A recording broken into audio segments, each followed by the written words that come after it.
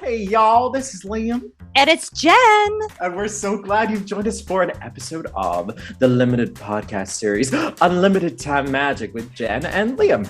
A place where we have honest, raw, unhinged, usually sober conversations about Disney, travel, and just life. Now, I know you're a little spooked, you're a little scared, but don't be afraid to follow us on Instagram at Unlimited Time Magic.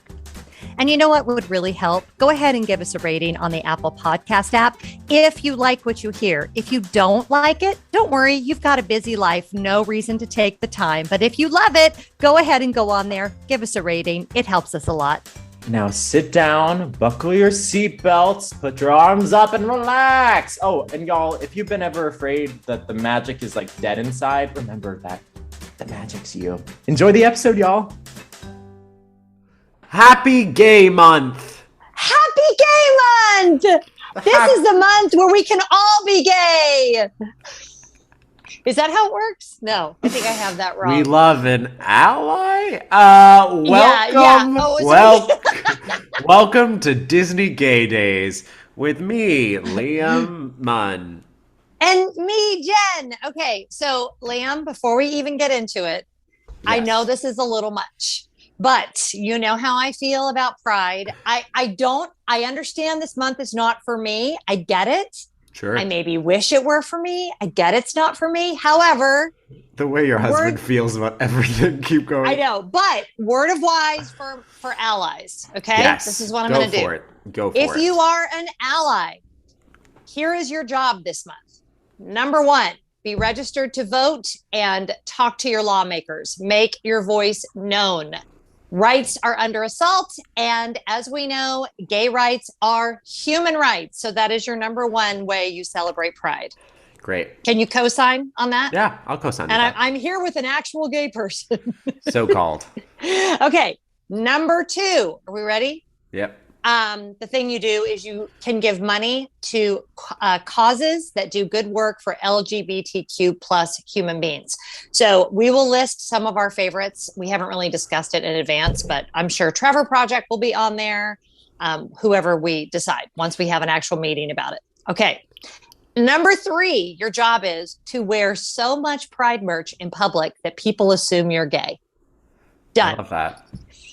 And that's the Jen LaForge TM way of gay living. Gay living with Jen LaForge. We for sure want to recognize that Pride is about the gay community. It is theirs to celebrate. We do not want to, what's that word of what we're not supposed to do? Appropriate, right? Yes. Like we're not doing that. I think that's what I'm really interested in as a gay person is equitability and fairness, not only for gay people, but for, of course, trans, non-binary people, for, and of course, the Black and Brown community, because without their support, we, especially within the 70s, we would not have gotten to the place we have gotten to without them. And so it's all kind of within this envelope of keeping the playing field fair for everybody and continuing to work and dismantle white supremacy. Welcome to this week's episode of Unlimited Time Magic. Y'all, we've got two more after this. And then season 1 is complete. It is full of MCU realness, complete in its trifecta. I'm just thrilled. I'm so thrilled. What an unexpected journey. We are gonna have a whole season 1 finale week of joyful celebration that we kind of had the first episode. But can we do it? You know how like really good sitcoms always have an unexpected musical episode, and then you find out that like people on the sitcom that you didn't even know could sing. Was it Moonlighting that did that the first time? And it's like this whole full-on musical thing. Do we have time to do that? Sure, but everyone will go, why? It's every episode is a musical episode. Wait, what's the line? It's a glorious 3-hour finale. It's a glorious 3-hour finale. You got a minute and a half. That's my favorite. It's not the line, but his response. You got a minute and a half. It's so good. Yeah. So we're going to we'll throw something together for y'all. Oh, it's going to be great. Real special. Real spicy. Jen, this week has been, what's the word? Tumultuous. So, as a few of you know, Jen LaForge had the Coco Roro. And Jen was like, that week she was here, oh, it's funny, you become prideful until it becomes uncomfortable. Interesting. I know. Performative. Well, you know what you could do? Now, if you're I hate ears. Oh, is that a hot topic? Actual ears. No, this was actual Disney merch, but actual old school ears are not, they're not the most comfortable thing to wear in the world. So Jen was here and I had a cold and I said, okay, this was not even halfway. She was like a day away from finishing her trip. And I said, we were supposed to meet up, but I was like, I really don't want to get you sick, even if it's a cold or God forbid it's COVID. And Jen was like, LOL. And I was like, cool. And so I stayed home, took COVID test the entire week, was negative. Jen, however, was feeling like you were feeling icky. And then by the time you got home, she had COVID. So I tested, by the way, just so people know that I was above board. When I wasn't feeling great, I did have a headache. I tested, I was negative. So I had absolutely no reason to believe that that's what was going on. I didn't test positive until I got home. And then 2 days go by and I'm starting to feel bad. I'm like, great. And then I got a cold again. And I said, oh, this is COVID. It has to be COVID. I have taken 4 tests this week, Jen. I feel so much better. Still not COVID. I just have colds. Well, guess what? I have news for you, because this is quickly, and every month that Liam gets older, and I get older, we're going to turn this into a medical show where all we do is talk about how we feel. It's going to be thrilling. Y'all are gonna love this time my elbow joint is still needs a little more grease. My sciatica is driving me bonkers. Okay, Jeez. So guess who finally tested negative? This guy. This girl. I tested negative. I was pretty excited. It took me forever to test negative for COVID. It took me a minute. It took me over 2 weeks to test negative. And so this is me. Like, I'm still wearing a mask, obviously, outdoors everywhere while I was testing positive, even though, according to the Center for Disease Control, I was completely okay after 10 days. But I'm like, okay, but riddle me this. And we don't want to turn into a big COVID discussion, but if you're still testing positive, to me, that means that your like mucusy things still have active virus in them. So I'm like, I'm still gonna, out of precaution. We understand. And I totally isolated for the 10 days, even though the CDC says 5, right? I did 10. Let's be real though. Can we be real? Sure. Let's talk about why did I really do 10? Because I don't like leaving my house if I don't have to anyway. So having a nice big excuse to not leave my house, not the worst thing. And it was a great week at work. I don't like to speak specifically about guest interactions on the show purely because there's some level of sacredness and respect within that, or at least I hold it with a lot of respect. And I also want to keep work lines really, really, drawn because, these are 2 jobs that I love, doing this podcast and also working for Disney.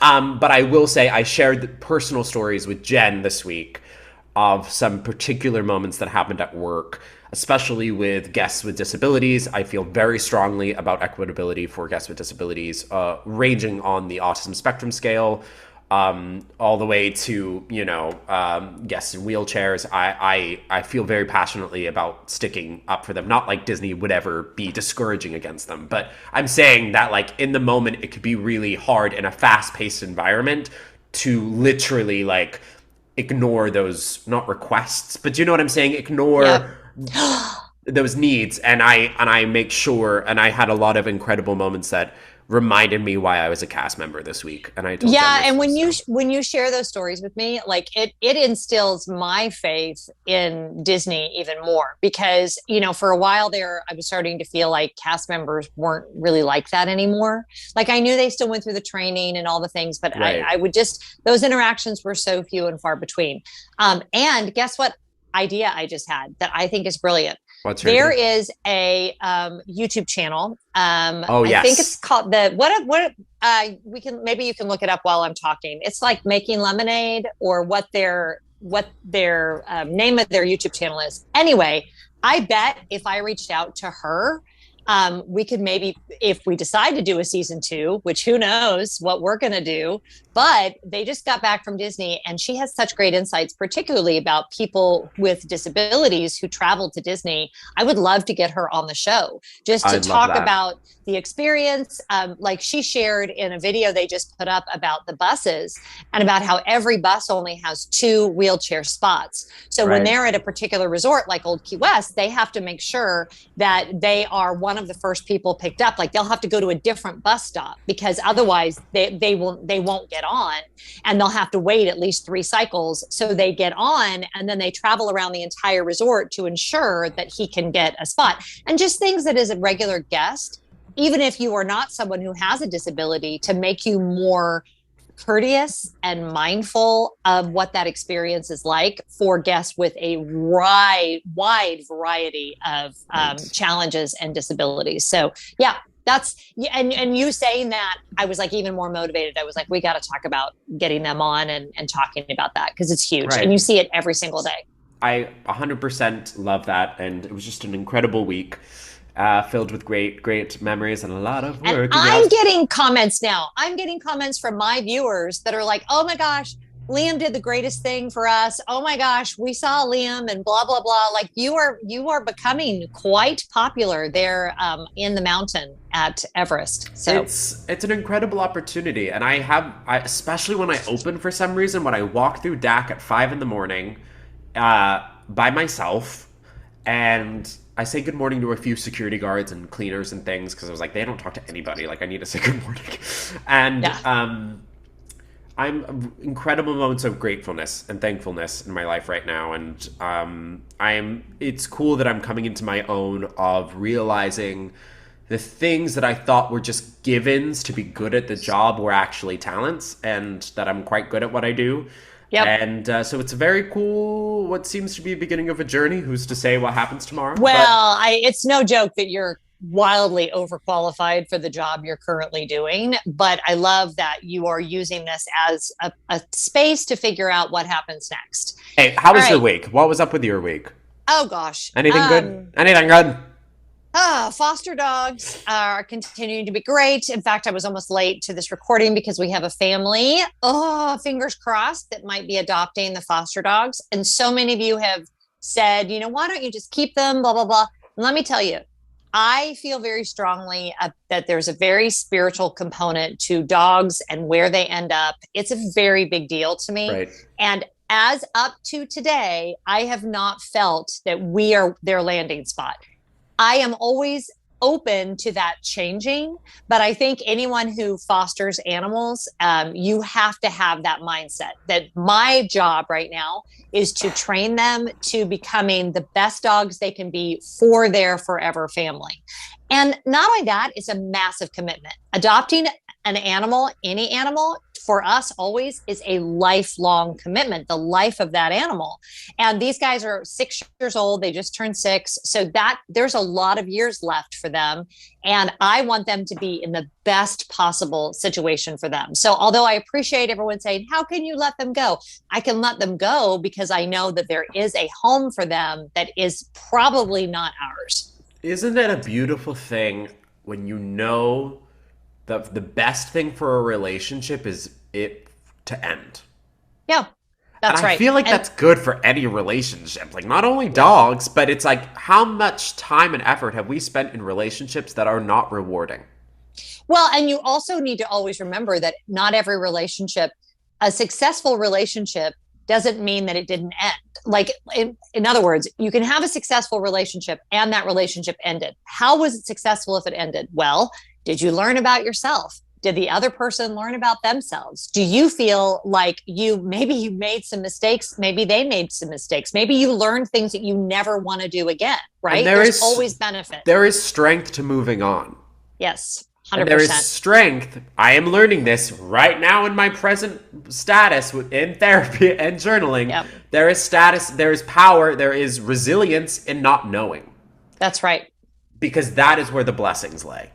That's right. And you I have to think. hold everything. What's my weird metaphor I always say? Don't crush the butterfly. Always hold the acorn.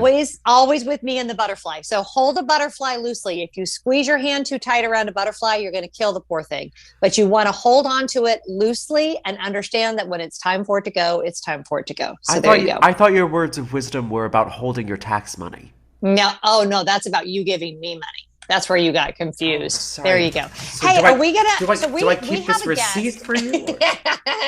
Do you know what I want to do this week? No question of the week. Jen and I are going to do a dual takeover, as if I don't always take it over. But I'm going to give Jen the login, and she's going to hate her life. But her and I will do a 24-hour questions, and we'll go back and forth on our Instagram. Oh, all right, that's fine. This week's episode is with the incredible Kelsey. Right? I'm not. Yep. Nope. You were right. It is Kelsey. Incredible Kelsey. We're going to talk about some Disney stuff, some Disney mental health stuff, all the usual. And we're going to talk about the basics of starting therapy. Hey guys, it's me, Jen. Are you loving this episode of Unlimited Time Magic? I totally agree with you. It's great, but it could use just a little something. And you can provide that little bit of help that we need to make these podcasts the best that they can be. Just go ahead and head over to our tip jar. Remember, a little goes a long way in helping us produce better episodes for you. Links can be found down in the description or in our link tree on Instagram. See you on Main Street. Jen, what were you doing? Jen, you ruined the shot. I know. I put my ears back on is what I did because I was feeling like my enthusiasm was being questioned, and we can never have that. No, she just loves Muppet Vision. I do. 3D. Big fan. Oh, no, I got Swedish Chef. No, my favorite is that needs to be a whole episode. How's the film going, Swedish Chef? The film is going to sloomy. Just like this episode with our guest, Kelsey. It's Kelsey. All right. So let me do Kelsey's intro. Kelsey is an incredible therapist. She and I met because she's actually one of my patrons. Kelsey, how long have you been in practice as a licensed clinical therapist? So I've been a licensed clinical therapist for 6 years. And before that, I had 2 years of practicum work. And so, unlicensed, they just kind of let you do what you want to do as a student, which is fun, Yeah. But as a licensed therapist, about 6 years. And tell us, first of all, I already know your story. It's why I was so excited when you offered to come on because, well, Liam and I say if you did a drinking game for this podcast, it'd be a really great drinking game every time we say we are not licensed therapists because we dole out a lot of words that have been fed to us by our therapists. And so we're always like, we are maybe professional therapy goers, if that's a thing, but I am too. Me too. No, I was just saying we use this podcast as a place of community, a place of journaling. We always add disclaimers and trigger warnings just because we don't know what one trigger might be someone else's sweet haven of words and wisdom. You know what I'm saying? Yeah. So we love for this to be a safe space, but that includes we're professionals. Yeah. Well, and also I'm you here. don't want I to am get a sued. professional, so it's great. She is. Yes. So now we can say whatever we want. So it was kind of funny because she reached out after the very first podcast and was like, hey, y'all say that a lot. If you ever want an actual therapist to come on the show, I'd be happy to I do love it. this so much. Yeah. It all makes me very happy. But we want to hear from you in this first part. Tell us why you wanted to become a therapist and just a little bit about your story and the kind of therapy that you do now. Ooh, that's such a loaded question to ask a therapist why they became a therapist. Why do you think it's a loaded question? Well, that's a good question, Jen. The student has become the master. So stupid. I think there's if I'm being honest with myself, I'm a therapist or I'm a reason I'm a therapist. And then the actual story, if I'm being honest with myself, I think all therapists, we get something out of this, right? This comes from our own healing, our own trauma work, our own pain. being any sort of healthcare or caregiver position professionally means that like, we're healing just as much as our clients are by doing the healing work. And there's actually like double healing in therapy. So if I'm being honest with myself, being a therapist is part of my own healing journey. And like, we all have an ego. And of course, as a therapist, it's like, it's nice to be somebody's therapist and it feels good and it strokes the ego. And if I'm being honest with myself, that's part of it. The other part is, I've been thinking about how far back do I really want to go with this story? And I think it would actually be really helpful to tell kind of the full breadth of how I got here. Yes. So I grew up outside of Phoenix, and I think Jen, you and I talked about that, at a suburb of Phoenix. And I grew up in a really conservative denomination that didn't really allow women to be in leadership. And when I was in high school, I was like, man, I really feel like called to go into full-time ministry, to be a pastor. And I couldn't, as a woman, be a pastor. So I was like, all right, well, what else can I do that's within the church, that's within full-time ministry? And my own pastor was like, well, because you're a woman, you can't really have the title of being a pastor, but there's this, for all intents and purposes, it's a position that's like a youth pastor. The like title is Director of Christian Education. And so, by the way, for those of you who have never worked in Christian circles, how churches would get around this, and if you don't know my background, I was the first woman ordained in our church as a pastor. And Kelsey does not work in the church anymore at all. In fact, I don't want to say quite the opposite because that's not what I mean, but she actually kind of the opposite. Quite the opposite kind of works. No, you're right. Kind of the opposite. Director is a word they give women and they do the same job, but by calling them a director, they don't get a tax allowance and they pay them less money. Yeah. So it's a very discriminatory, awful little secret terrible. That churches don't talk about. Gross. Well, and because it's a religious organization, they can kind of get away with anything. And so it's when you're, in adolescence, when you're a teenager and you're trying to figure out what do I want to do for the rest of my life, I really felt like I wanted to help people. I wanted to go into full-time ministry, and that was something that was really kind of like the burning of the bosom, right? And so I ended up going to an undergrad, or did my undergrad in Christian education, which is like the title or the degree that you get to be a director of Christian education. And I really liked my classes. I mean, how old are you when you go to school? 18, 19 years old. You're so young and I'm trying to figure out what I want to do. And I got a minor in psychology because I was like, oh, psychology is just fascinating. I think it's really interesting how the mind works. And I was like, well, I'll tuck that away. And I went into full-time ministry. I was a youth pastor for about 3 years. They sent me to this church in Northern California. And in that environment, being a young woman, the only woman on staff, the only one who is kind of in this leadership position, was really difficult. It was really hard. And I wasn't even sure if I wanted to continue to be in youth ministry. And I ended up experiencing my own spiritual trauma and abuse within this context and ended up leaving. It was sort of one of those situations where the only option that you have is to leave. And Jen, you might know this, but when you're in full-time ministry, it's not just a paycheck. It's not like, hey, I'm getting a salary and this is my job. It's such an enigma.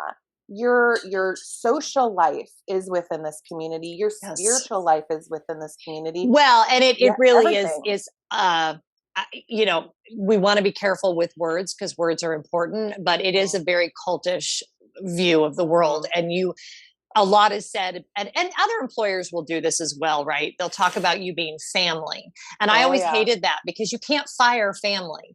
And whenever people are separated from a church, you're not just having them leave their job, they're leaving their entire social construct, their entire all of their friends are there. All of their social life is there. It's where they worship. It's where most of us got married. It's where we buried people we love. And so leaving that is so much harder than just leaving a job, especially when, and as was the case with both you and I, it's not good. No. There's a huge problem there, which could be its own podcast episode. So we won't dwell on that too much. But it's also, and in fact, yeah. But you're talking about identity. Like you're talking about things. I mean, I'm going through my own kind of awakening at the moment through my own therapy that I'm like, cool, who am I besides the things I label myself as? Yeah. Yes. So I feel like a big part of that, not even talking about personal experience and personal trauma of events, we're talking the spiritual and emotional life of what you're going through. Like, how much do you identify with the things that you're doing and the people that you're socializing with? And there's no boundaries. There's no boundaries between there was no boundaries between my children and all of, it was all within the same thing. So continue with the story, Kelsey, because I think that's an important part that people might not get if they've never worked in ministry before.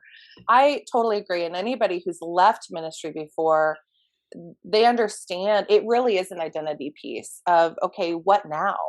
And so at the time I was 23 and 24 years old and was like, quarter life crisis. That was a real thing of what is my identity? This is right when the recession hit.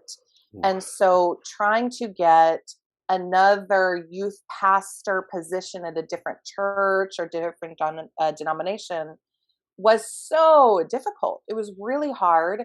And I really floundered and I ended up moving back home, living with my parents, kind of the prodigal daughter. And that was sort of the first time in my life looking back where I was like, I was really in a deep depression.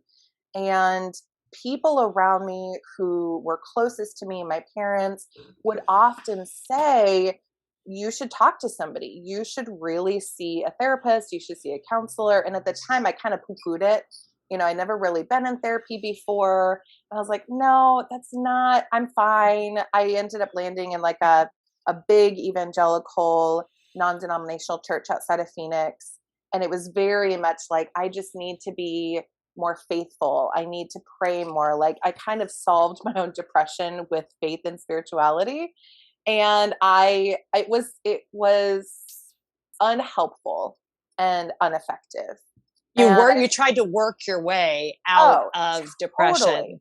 Totally. Yeah.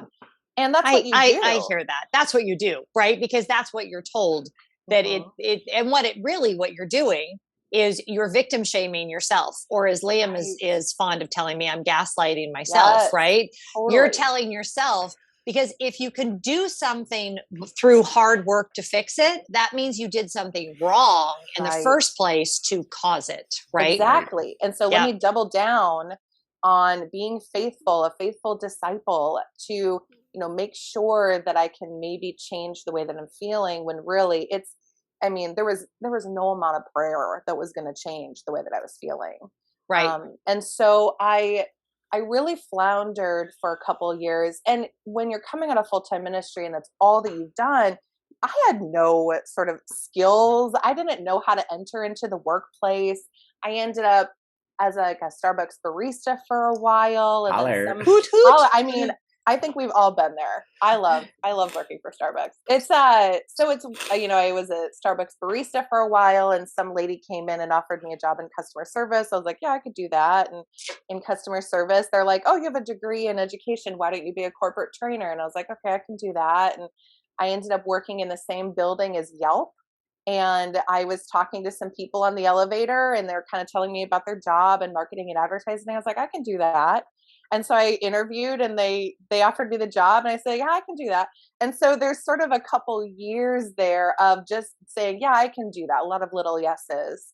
And so I'm working at this job at Yelp. I'm doing marketing and advertising, and I really hated it. I hated talking to businesses about money and revenue and ROI and SEO and, what are they doing with their marketing and all this stuff. And I hated that all the conversations that I was having with my coworkers was about money and stock options and salary. And it's like, this is just not what I want to do. And I was still going to this evangelical church, and kind of came to this place of, well, I still feel called to be a pastor. Right. And I talked to some friends. They're like, well, because you're a woman, you really should get your Master of Divinity. And so I kind of landed into being a therapist. I initially went to grad school to get a Master of Divinity. I was like, I want to go to this school in Seattle. It's called the Seattle School of Theology and Psychology. It's kind of this intersection of theology and psychology and culture and art. And I'm like, oh, I can do that. Again, one of those moments of, yeah, I can do that. And so I packed up my tiny little Chevy Spark with as much stuff as I could. Your Chevy Spark? My Chevy Spark, tiny little car. And I drove all by myself. One box. One little box. Went to IKEA, bought all the things. Yes. And I moved to Seattle. I moved myself up to Seattle, didn't know anybody. It was the bravest thing I'd ever done. Period. And it was amazing. It was amazing. And so I start this program, Master of Divinity. I'm going to be a pastor. And at the same time, I started reading this book called Jesus Feminist by Sarah Bessey. Oh, I love it. Love Sarah Bessey. She's amazing. She's incredible. If you're someone who is struggling with like the intersectionality of, okay, I still identify as a Christian, but I don't believe any of these things, and you think it's incongruous with your faith, it is not. You've been sold a bill of goods, and Sarah Bessey is a fabulous writer to start with. She's Canadian too, which, She's so nice. I'm going to put a book cover here. I love it. Yes, there it is. See, there you go. And Jesus Feminist you're right. It's all of this deconstructing what I was told, and especially being a woman in a very conservative denomination growing up, I needed this book. So I'm reading this book. I just moved to Seattle, and I really started to ask these big theological questions of like, heaven and hell and sin, and what do I believe about God, and what do I actually believe about all these things that I was told throughout my life. And at the end of my first term, I was like, I don't think I can call myself a Christian anymore, so I probably shouldn't be a pastor. Yeah. It's like being an Uber driver without your license. Exactly. Yeah, probably not a good idea. Or maybe a therapist without her license. Yeah. She's just a therapist. It's like calling a podcast therapy. Exactly. It's not the same thing. Within me all along that I just wanted to help people, and I wanted to sort of guide them on their own journey of exploration. And so, I finished this school and became a therapist. And now that I work for a group practice in Seattle. I'm part of like a collective of therapists called Self Space, and the work that I get to do is deeply informed by my own experiences. And so now I specialize with working with women who've experienced spiritual trauma and abuse, because I am a woman who has experienced spiritual trauma and abuse. Yep. And I work within the world of the feminine around anxiety and depression and all the things that I've also experienced. And it deeply informs the work that I do. Your story is so inspiring in so many different ways. And I love that as we've been doing this podcast, Liam, isn't it a little crazy how similar some of her stories are to when we talked to Jen last week? Yes. Yeah. Yes. Well, right. As far as like just saying yes to things and not really knowing when you say yes, how that is what the end result is going to be, because you couldn't have written that story. And I think that anybody who is now an adult and happy and content with their lives has this circuitous path, and we're sold this bill of goods. And Liam, correct me if I'm wrong, because you're way younger than me, but that says that you're going to go to school and you're going to do this, this, and this, and then you're going to get here. And it doesn't work that way. Yeah. Nope. And it's not fulfilling. What I found so poignant about your journey is you being back into school and questioning religion, your relationship to religion, and how so many people, including myself in certain parts of my life, find questioning to be a sign of weakness. Yeah. Anything strong enough to withstand your life can withstand questioning. Yeah. Oh, totally. a lot of people think that, you know, you have this faith and the opposite of faith is doubt, but really the opposite of faith is certainty. My God. Oh my God. I responded to our own podcast.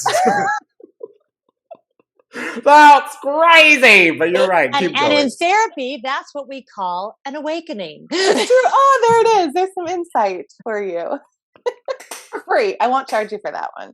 What just happened with Liam? What Jen just took Liam through? It was great. It's such a great thing. Is a lot of what a lot of us experience in therapy when we go and we listen and we hear. And Kelsey, the reason I really wanted to have you on was because we always get tons of questions about therapy. I've been getting them on my YouTube channel forever. And I think people have this movie, TV idea of what therapy is, that they even like the old school, that they lay down on a couch, that they're going to be. I think a lot of women especially are fearful of being manipulated by a therapist, which by the way does happen. So I want to give a disclaimer here. And I want to get into a little bit with you, like what to do when you're just not clicking with a therapist. But let's start with some basics. And I want to start with the biggest question that Liam and I have gotten in our podcast. The biggest question I receive on my YouTube videos about this. What are signs that people should be looking for that are saying to them, it is time to seek out the help of a professional? Yeah, that's a really good question. For every person, it's going to be different. You know, when you are in an emotional or mental place that's starting to impact just kind of daily living. So maybe you're having a hard time sleeping.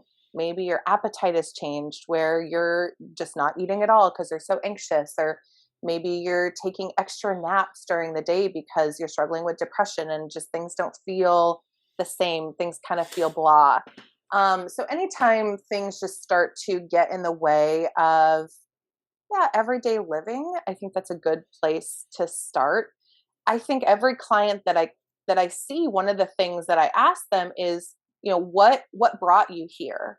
And for every person, that's sort of like final straw that broke the camel's back is going to be different. So for some people, it's I couldn't stop crying. For some people, it's I could not sleep at night. I had these racing thoughts and all these intrusive thoughts. And then it kind of got scary, the things that I was thinking. And so then I wanted to go to therapy.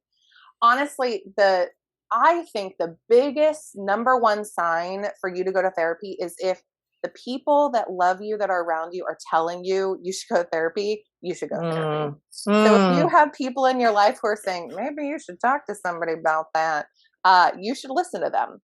Or if somebody, and they kind of do it in sneaky ways, because you never really want to tell somebody you need to see a therapist, but they'll say things like, I read this book by Brene Brown. I think you would like it. Yes. Or they'll be like, have you ever talked to anybody about this? Like there's these soft sort of ways that people say you need to see a therapist without actually saying you need to see a therapist. But I say it all the time. You deserve better. Oh, yeah. Oh, you're such a good friend, Liam. You're such a good person to explicitly say that. But like the reason that I say it is because I felt it. I've talked to Jen about it. I've talked to so many people about it. I'm a child of low-key trauma, and it was like, I'm not that long ago. It was like 3.5, 4 months ago. I was in counseling for a few months prior to that, and I finally was like, I use the glasses analogy all the time of me basically being like, yo, I didn't realize that my way of living was an anxious way of living. I know no other ground. So it's like, I deserve better. And having that realization and to realization into action sure takes a lot of courage and loyalty to your own self. But like I want other people to experience that. That's why I love doing this show so much, that it's not therapy, but if it gives, I get emotional thinking about how many people message us being like, I took your show as a sign to finally leave my job. I love that. We got that message last week, and I was like, and I sent it to Jen, and Jen was like, that's crazy. Not surprising, but crazy. Well, and Kelsey knows because I think there's a huge crossover between people that are huge Disney fans and who use it to numb and escape from a life that they are really not happy with. And they're either not happy with it because they have unresolved trauma, or they're not happy with it because just the circumstances. They hate their jobs, they hate the home they live in, they're not with the right person, all of these various things. So I think we've kind of hit on this funny thing because it's like, wait a minute, why do so many Disney fans also probably need therapy? It's like, oh yeah. And I am all about like escaping isn't inherently bad, but just know what you're doing and do it well. So like if you're going to escape, be super intentional about it. Say, I really want to escape with a glass of wine at the end of the day. Great. Go out and buy the most amazing, expensive bottle of wine that you've ever had that's just going to be delicious. Pour that glass of wine, savor it, sip it, like really lean into it. Like there's nothing wrong with escaping. I think we use escapism to numb instead of really dealing with the issue. And so, awareness is everything. And so if I'm able to say, I really am having a hard time with life, I really want to escape, I'm going to plan this trip to Disney and I'm going to do it well, then like do it well and know what you're doing. But you're right, Jen. So many people don't realize, oh, I'm watching my 50th hour of Jen LaForge or, Disney food blogger. I'm spending millions of dollars on DVC every year. And I don't know why I'm doing it. I just know that I'm unhappy and I'm hoping that this will make me feel happy. And we're going to get into the financial aspect of counseling in a minute because we would be remiss not to talk about that. But it always does amaze me when I would hear from people when I would talk about therapy that would in one breath tell me that they just got back from 2 weeks at the Grand Floridian. And then the next breath tell me that they couldn't afford to go to therapy. And I'm like, okay, I think we need to figure out what our priorities are here. So you're right. Why am I spending all this money on Disney or whatever that escaping is when we don't really have the insight in ourselves to be able to know what's actually happening inside me, what's happening in my world that's making me want to escape. And on top of it, again realize this through my own therapy, what modes have our pathways have our brains created in order to survive? We're in survival mode. It's very rare we're not. We're humans. So I felt that some of the things that I was given by natural, photosynthesis just because of my parents, that it's like we are given some amount of trauma, whether good or bad. Like there is good trauma and there's bad trauma, Cassiopeia, please stop. Cassie's going to choke you. If you're not watching on YouTube, you're missing the cat tale about choke. Oh, sweet kitty. Yeah. And you don't know what you don't know. And if you haven't had any experience in healthy coping, you think you're perfectly normal in the way that you do things. And one of my favorite parts about therapy, and for those of you that have never been to therapy listening to this, and I hope that there are a lot of you that have never been to therapy, that would be a huge win for me. If you're listening to this, you've never been, and by the time you're done, you feel more comfortable going. One of my favorite moments is when my therapist will look at me and I can tell that whatever I have just said is bat something crazy. And I think it's perfectly normal. You go to Disney with a 25-year-old gay man and pretend to be married? And now you stop with that. That's probably the most normal thing that I do. But she has this, it's kind of a tell.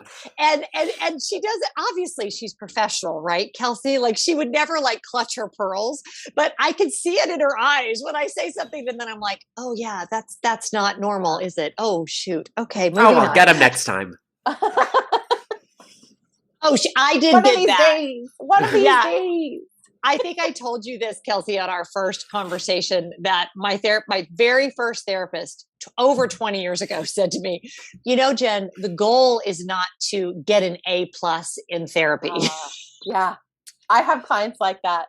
And I'm telling them there's no homework. There's no test. You're not graded on anything. And I think for people who are used to being high performers and producing high quality, whatever. Like they're used to getting good grades. They're used to being successful in their career. They want that validation. Like, I want it. I want to know that I'm good. I want to know that I'm okay. Scott would always say, "How did therapy go?" And I would always jokingly say, "I nailed it." Okay, so let's move into the practicality of it, because I think everybody talks about you should go to therapy. You should go to therapy. Okay, but literally, as a person who loves logistics, when I show up at your office and it's my first time, what does that actually look like? Every therapist and every agency, every group practice is going to look different based off of the kind of therapy it is. And that's actually something that people don't realize is there are so many different ways to do therapy. There's therapy that's very like behavioral, where, I want to quit smoking, or I want to stop washing my hands a million times a day because I'm scared that if I don't, I'm going to get sick. That sort of type of therapy is called behavioral therapy. So it could either be cognitive behavioral therapy or dialectical behavioral therapy. So it's all about behavior. So if you see a therapist that's a behavioral therapist, somebody who does those types of therapy, your first session might look really structured. Maybe they'll give you an assessment and ask you a bunch of questions about your life and things that are going on. You might even like rate yourself on a spreadsheet, or not a spreadsheet. What's a spreadsheet? That's Excel. No, you're not going to do that. Not a spreadsheet. Yeah. No, not a spreadsheet. You're going to give yourself a bar graph of how unhealthy you are. Yeah. We're going to statistically analyze you. Show me when to stop. You're gonna do a scale. So basically, like this an assessment. I think assessment. Yeah. Yes, an assessment. And then on the other end of the spectrum is therapy that I do, which is talk therapy, where you go in, you kind of talk about your life. Maybe you're going to be talking about trauma. Maybe it's anxiety, depression, whatever that topic is. That first session is probably going to look just like any other session. So whenever I see a new client, I always set expectations for them. And most therapists, most good therapists should set expectations for their clients to give them a heads up of like, hey, in our first session, this is what it's going to look like. This is what we're going to do. This is sort of the framework of what we're doing here, just to give you an idea of like, what do we actually do in therapy? And so that's kind of what I do in an initial session. I'll talk about housekeeping things like everything is confidential until you decide to hurt yourself or somebody else. Everything is just between the two of us. We'll talk about maybe a cancellation policy. Maybe we'll talk about like, if you do need to cancel, how do you get in contact with me? How do you reach out to me? What are the boundaries of therapy? What are the boundaries of communication? So there's some logistical things. And then I will open it up and say, okay, well, how can I help? What's going on in your world and how can I help you? And I might ask more questions than I usually do. But with new clients, sometimes we think, okay, this is a new therapist. I need to tell them my whole life story in 50 minutes so that they know what's going on. And really, it takes 2 or 3 sessions, maybe more, for us to really get an idea of what your life is like. So you don't ever have to feel like, oh my God, here's, birth until now, what my life has been like. You'll have a therapist to be able to guide you through and ask you questions. Okay, what is happening for you? How can I help? And where do you want to go? Where do you want to be? So one thing I want to make sure people understand too, and Kelsey, we haven't talked about this in advance, but I'm sure you've had this experience. Not every patient clicks with every therapist. Right. So when we first moved here, I went to a therapist that was not a fit for me. I'm sure she was lovely. She has a very big practice. I could not let my guard down with her. There was something about her personality and mine that I could tell. We did have 3 sessions, but I could feel it in the very first session that there was just a clash there. So when that happens, and when that has happened to you, should someone feel bad about that? Like, how should they handle that with the therapist? Yeah. first, don't feel bad. Finding a therapist is like dating. I mean, you kind of have to feel them out. Sometimes you go on one date and you're like, no, it's not gonna happen. And sometimes maybe it takes a couple dates, it takes a couple sessions for us to really figure out like, okay, is this going to work or not? I think for a lot of clients who don't jive with their therapist, because there's sort of this power dynamic at play, right? When we think of our therapist, we think, oh my gosh, therapists, they know everything. And we kind of elevate them up on this pedestal. It's really difficult for us to have a confrontational or possibly confrontational discussion around, hey, this isn't working for me. And so it kind of takes a little bit of bravery from you, the client, to be able to say, hey, this isn't working for me. And at the same time, your therapist, if they're a seasoned therapist, if they're a good therapist, if they know what they're doing, they're going to check in with you. They're going to check in and say, how do you feel about our work together? In the very first session, I will kind of check in with that with that initial client, that new client, and say, hey, do you think this is a good fit? Do you want to work with me? What is that going to look like? It kind of gives me as a therapist an opportunity then to say, yeah, I don't think that it's a good fit. Right. Because as a therapist, we're also feeling out, okay, is this client a good fit for me? Do I get excited about this client? Do I feel like I jive with this person? Or maybe is this a situation where I refer them out to somebody else, or I recommend them to a colleague of mine? And if I would say, if a therapist ever took that personally, then that's a huge red flag that's not someone they need to go to therapy. Exactly. So they need to look in a mirror. Yeah. So that brings up the next point that everyone is going to ask about, which is how not all insurance companies cover therapy. Not all therapists take insurance. I want you to address two things, because I want to make sure we make the best use possible of your time, since you're seeing actual clients today.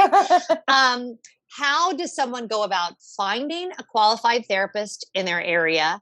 And how does someone go about paying for their therapy? What are some good options there? Yeah. And I'll say, because Kelsey may not, my therapist is $150 an hour.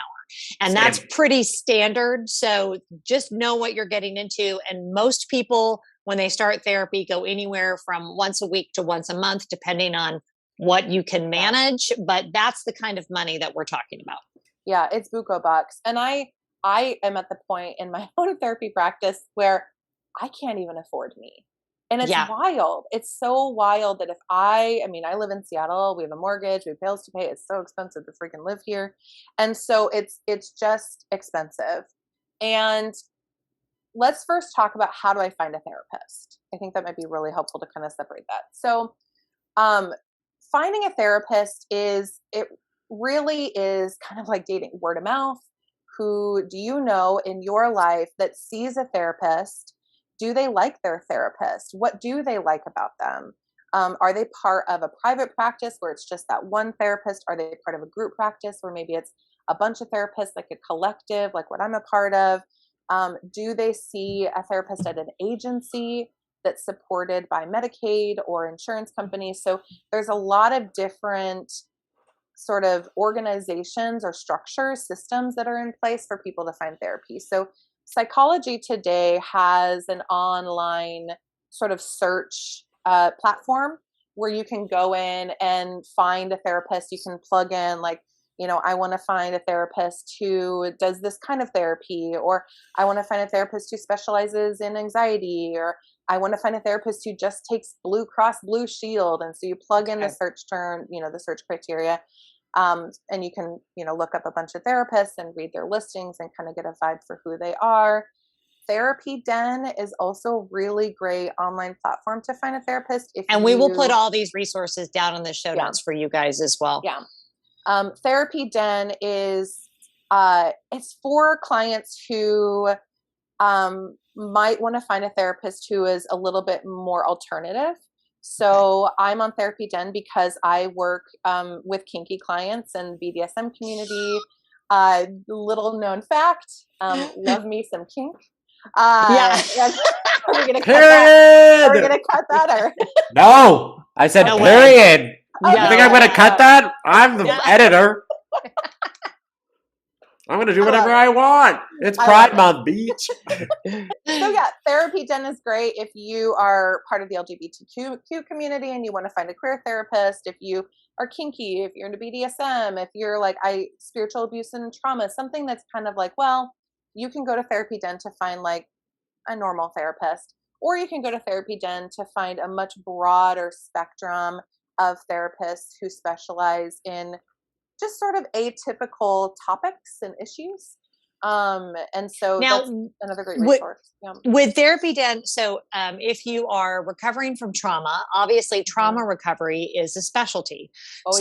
That's a great way to make sure that you're actually dealing. It's a very different practice for someone that is a marriage counselor to someone that specializes in trauma therapy, which is what I went through. And I will say, as a patient, especially with trauma therapy, and Kelsey, please feel free to correct me if I'm wrong, but as you're going down this road, I think it's really important to make some space and room in your life if you're going specifically for trauma recovery, because some things are going to get worse before they get better. And I think a lot of times people, especially when you're ready to do the work, when you have made the phone call and you are ready to do the work, try to make your life try to set those boundaries as wide as you can to leave lots of margin so that you can do the work. Because I found in my beginnings of trauma therapy that it became a like 30-hour a week job, not the therapy sessions, but all of the things. And it had to happen, and it was so important.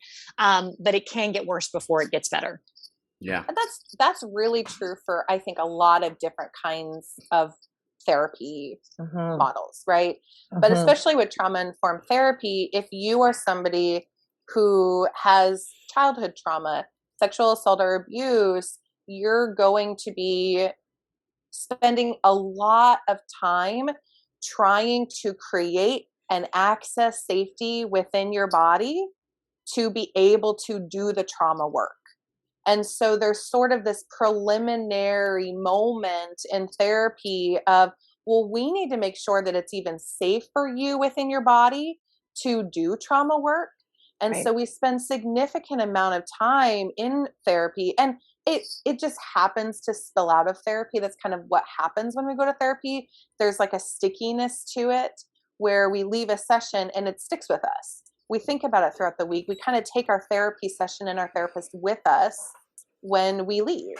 And so because of that, it is going to take time. It takes time for us to create safety in our body. It takes time for us to then dive deep into this ocean of trauma to explore, okay, what is here? What do we need to process? What do we need to heal from? And then how do we move forward? How do we do something different? And so you're right. It's not fast. It's not fast at all. No. And it took me 2 full years of regular therapy. And I am still in process with all of that. So I would love for this interview to go on forever, because I feel that we are just barely scratching the surface here. But to quote you, that's all the time we have for today. I actually never say that. I never say that. I will often just say, we are going to pause. So, Liam, do you have any parting questions? I kind of this was incredible. This was so incredible. And I think, speaking of a Venn diagram, I mean, so many people who are attached to a company and a brand that is so integral in our childhoods and our inner childs that maybe aren't fully grown just yet.